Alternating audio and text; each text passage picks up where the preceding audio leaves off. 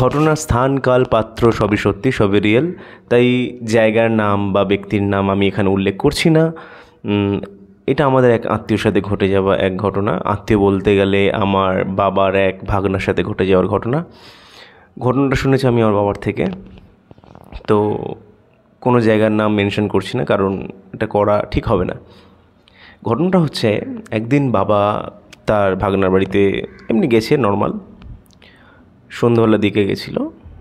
তো গিয়ে দেখছে যে সেই দাদার পিঠে বৌদি একটু ডেটল দিয়ে বা সুথল দিয়ে ওয়াশ করছে একটা জায়গা। তা বাবা দেখছে যে কি হয়েছে, এরকম এরকম ওয়াশ। তারপর আর মামা বলো না, অনেক ঘটনা আছে বলে বাবার দিকটা বাবা বলছে দেখি কি হয়েছে। তা দেখে না পিঠের মধ্যে খুবই ডিপভাবে আঁচড়ানোর দাগ, খুবই বাজেভাবে আঁচড়ানোর দাগ আছে।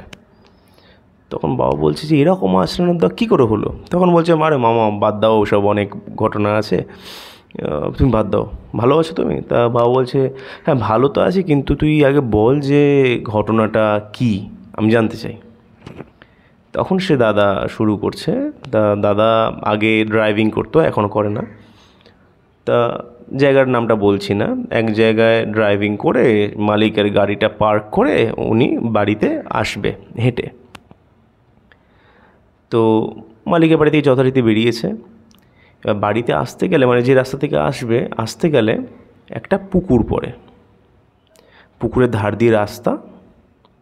আর তখন তো মানে এটা মোটামুটি 2000 সাল বা 1999 সালে এরকম জায়গার ঘটনা, আমি যদি খুব ভুল না করে থাকি।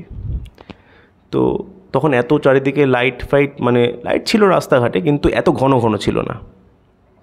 তো দাদা বলছে বাবাকে যে আমি ওই রাস্তাটার মধ্যে যখন এন্ট্রি নিলাম, দেখলাম যে পুকুরের ওখানটা একদম শেষ মাথায় একটা লাইট পোস্ট আছে, আর শুরুতে একটা লাইট পোস্ট আছে, মাঝখানে পুকুরের ওই রাস্তাটা কোনো লাইট পোস্ট নেই। তো ভালো, পুকুরটা অনেকটা বড়, অনেকটা ক্রস করতে হয় রাস্তাটা। তো পুকুরের রাস্তাটা এন্ট্রি করেছে, পুকুরের পাড় ধরে হাঁটছে, পুরো অন্ধকার ঘুটঘুটে ওইটুকুনি জায়গাটা। তো বলছে আমার একটু গাটা ছমছম করে উঠেছে, কেমন যেন লাগছে একটা। তো যাই হোক, পকেটে সিগারেট ছিল, সিগারেট ধরিয়েছি, সিগারেট ধরিয়ে মোটামুটি আসছি। কোথাও কোনো কিছু নেই। পুকুরের মাঝখানে হঠাৎ কেউ একটা আতলা ইট ছুঁড়লো, মানে পুকুরের জল রীতিমতো কাঁপছে হঠাৎ করে, কোথাও কিছু নেই।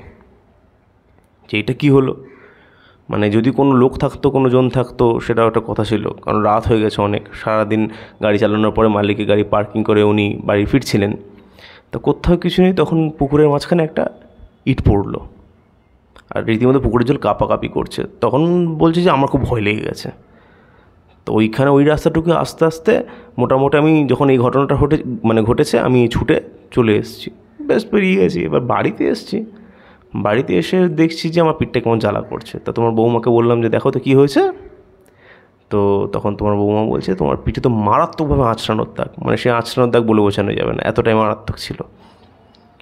তো সত্যি এরকম ঘটনা অনেকের মুখে শুনেছি, মানে অনেক পডকাস্টে এরকম বলেছি যে এরকম সুপার ন্যাচারাল পাওয়ার যারা থাকে তারা নাকি এরকম আছড়ায়, বলতে গেলে নেগেটিভ এনার্জি। তো যারা যারা বিশ্বাস করে না তাদের আমি বিশ্বাস করতেও বলছি না, আর তাদের সাথে কোনো তর্কেও যেতে চাইছি না। এটা একজনের ব্যক্তিগত জীবনের অভিজ্ঞতা, আমি সেটাই আমার পেজে তুলে ধরছি। তারা গল্প হিসেবে নিতে পারেন, কিন্তু আমি তাদের ব্যক্তিগত অভিজ্ঞতায় বলছি। তো আজকে এই ঘটনাটা ছিল, কেমন লাগলো জানাবেন কমেন্ট করে।